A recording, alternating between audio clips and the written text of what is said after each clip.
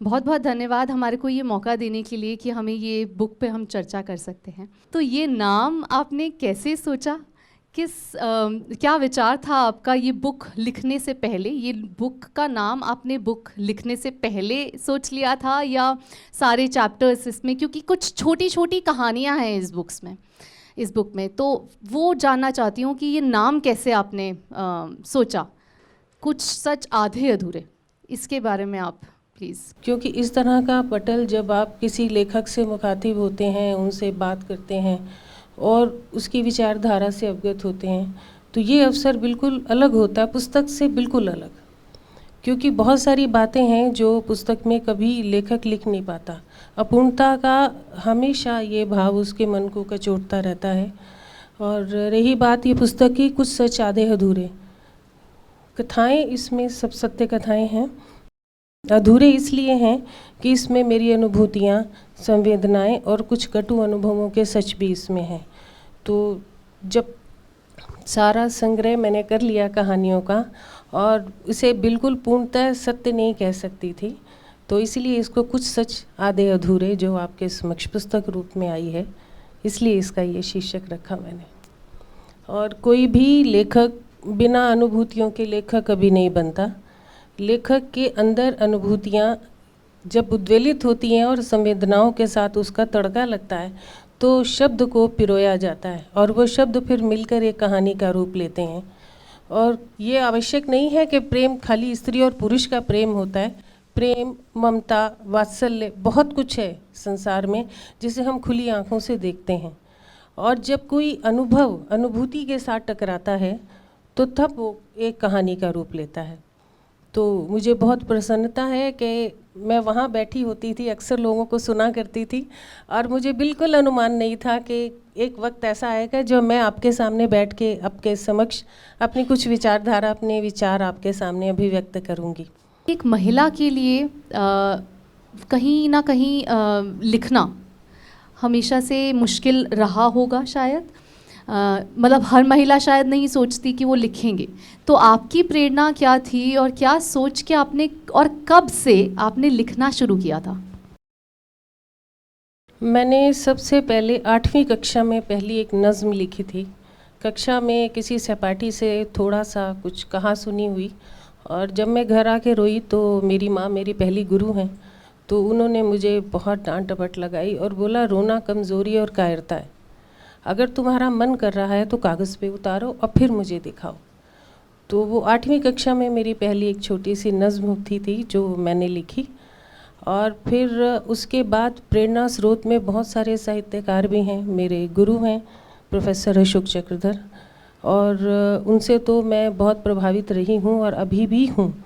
और जब मैंने महादेवी वर्मा की कहानी पढ़ी गिल्लू, जो गिलहरी को लेकर है, उस कहानी को पढ़ने के बाद तो हृदय इतना उत्तेलित हुआ कि नहीं, अब अगर ये छोटा सा अंश हमारे जीवन में इतना महत्व रख सकता है प्राणी, तो फिर हम प्राणी मात्र क्यों एक दूसरे के साथ नहीं वो सब उस तरह से रह सकते? क्योंकि प्रेम की अनुभूतियाँ ही हमारे जीवन का संबल हैं। अगर प्रेम कमज़ोरी है तो प्रेम ताकत भी है। तो हमें अपने जुनून को कभी नहीं छोड़ना चाहिए। और मैं सभी से कहती हूँ कि आप अपने शौक़ को कभी मारिए मत।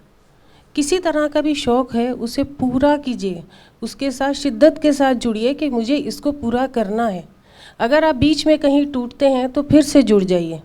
जीवन का अंत तो कहीं है ही नहीं। और सीखना, और मुझे लगता है शायद अनुभव सबसे ज़्यादा मूल्यवान है। अनुभव की कोई कीमत नहीं लगा सकता। तो ये सभी बातें हर पुरुष और स्त्री में समान रूप से होती हैं।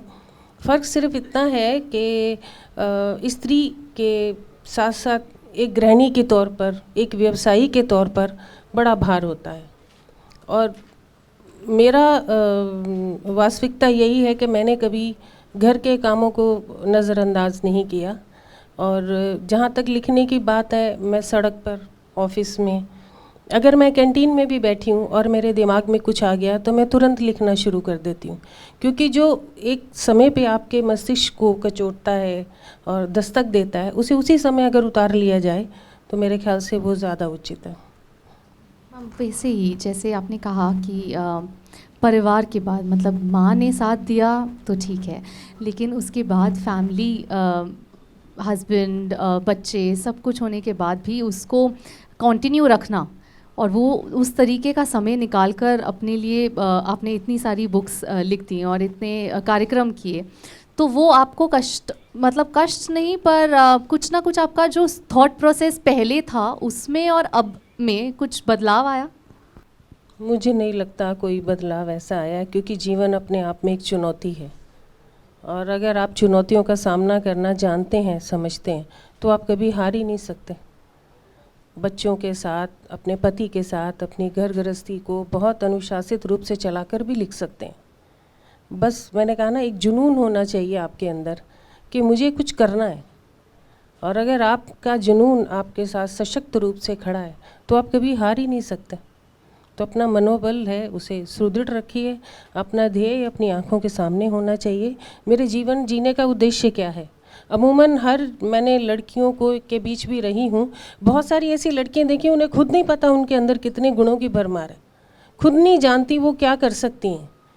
तो अपने मनोबल को सबसे पहले दृढ़ और संबल पकड़ के खड़े रहना है कि मैं कुछ कर सकती हूँ, मेरे अंदर ये विशेषता है, मुझे उसे सामने लाना है। तो सबसे पहले खुद को पहचानिए कि मैं क्या कर सकता हूँ या क्या कर सकती हूँ, फिर निस्संदेह हार का मुंह कभी नहीं देखना पड़ेगा। तो कैसे आपका एक्सपीरियंस था ये लिखने के समय?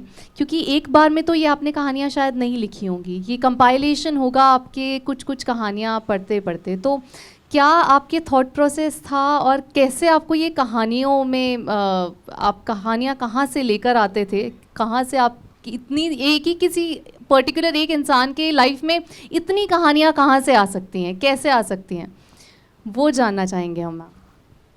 इस पुस्तक में बहुत सारे विविध रंग हैं। इसमें प्रेम भी है, दुख भी है, अवसाद भी है, पीड़ा भी है, पुरुष का अहम भी है।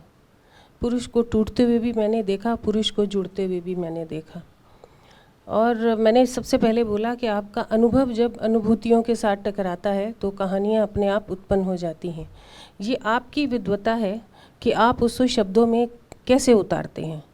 और जब तक आपकी खुद आप जब आत्मसात करते हैं किसी घटना को, किसी की भावना को, उस समय अगर आप वाकई में संवेदनशील हैं तो सामने वाले का दुख बहुत जल्दी समझ जाएंगे। इसकी पहली कहानी है चांद का मुंह टेढ़ा। मैं जब स्नातकोत्तर कर रही थी तो मुझे गजानन माधव मुक्तिबोध बहुत पसंद आए थे, क्योंकि उनकी कविताओं को पढ़ने के बाद मुझे लगा कि जीवन ऐसे भी लोग जीते हैं। और उसके पढ़ने के बाद मैंने इस कहानी का नाम इसीलिए रखा चांद का मुंह टेढ़ा। और ये बिल्कुल इस कहानी के साथ मैं हर क्षण जुड़ी हूँ। इसमें और भी बहुत कहानियाँ हैं।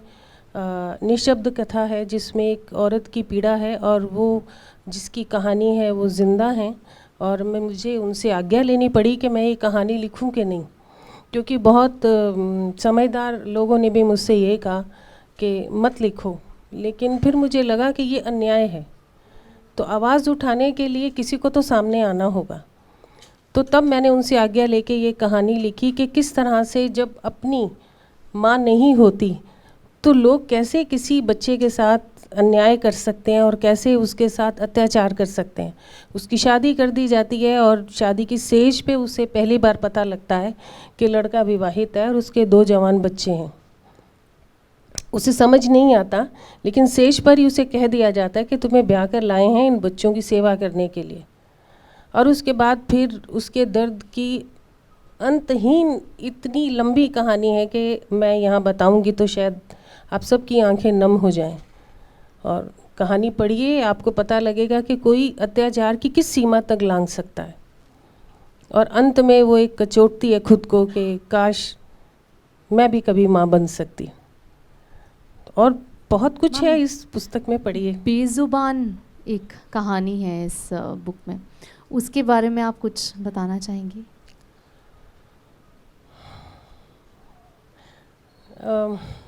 पूरा तो मैं नहीं बता सकती, क्योंकि कहानी जीवंत है, अपने आप में जीवंत है।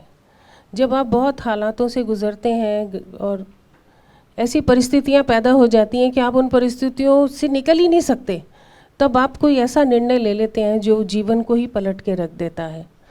एक औरत है जो अपने बच्चों को शहर भेज देती है पढ़ने के लिए कि शायद मेरे बच्चे उच्च शिक्षा प्राप्त करेंगे तो अच्छी नौकरियां हासिल कर लेंगे।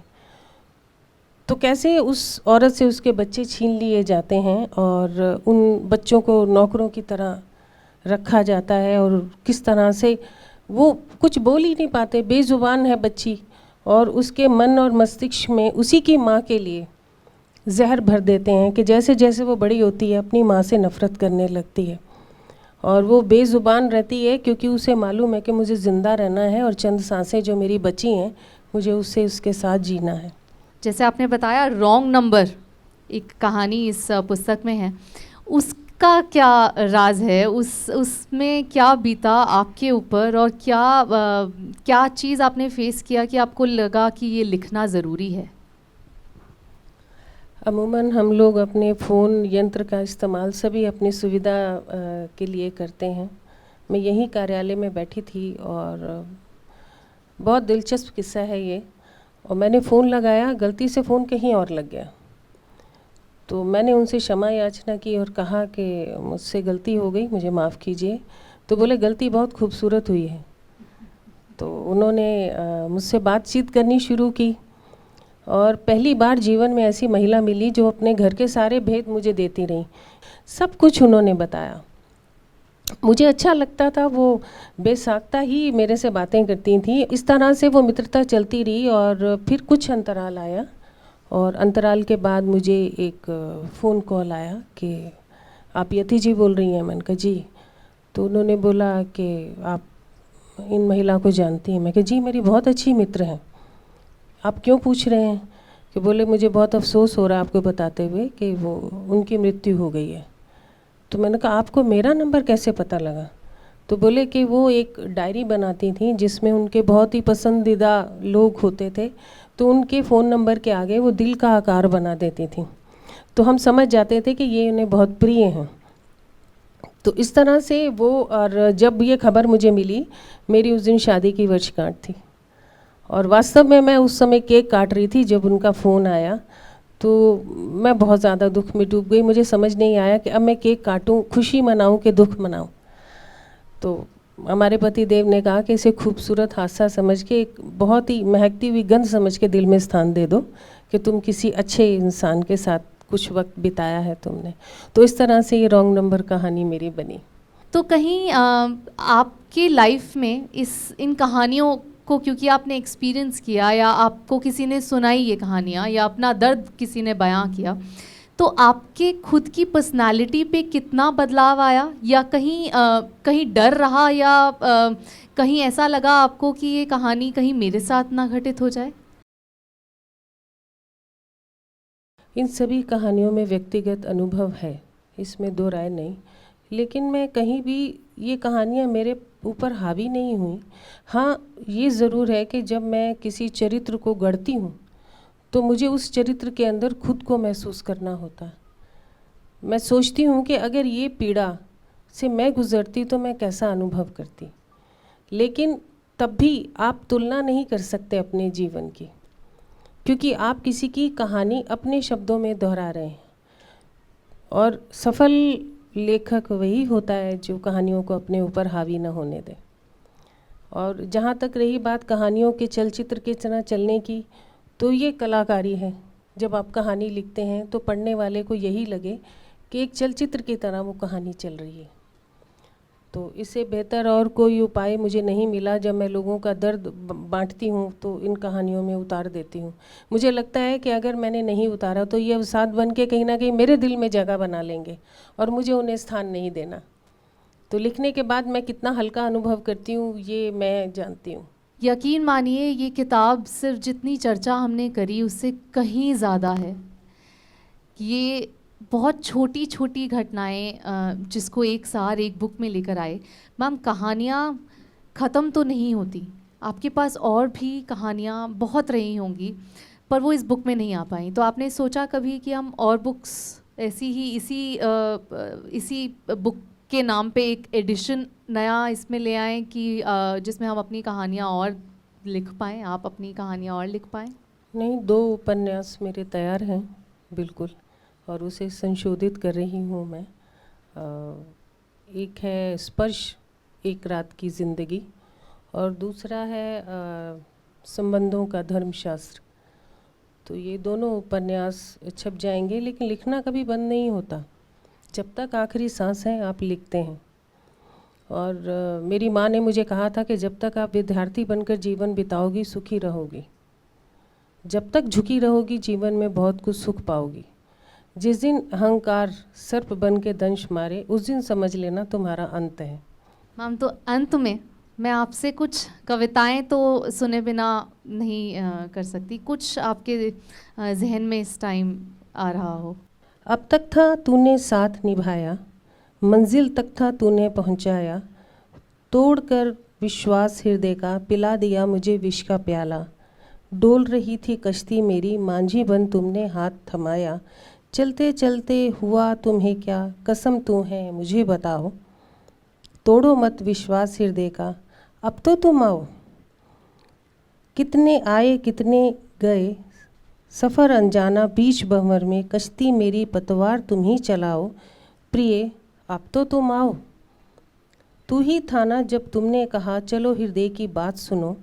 पाकर प्रेम निमंत्रण तुम्हारा, कहते मुझको तृप्त कर जाओ।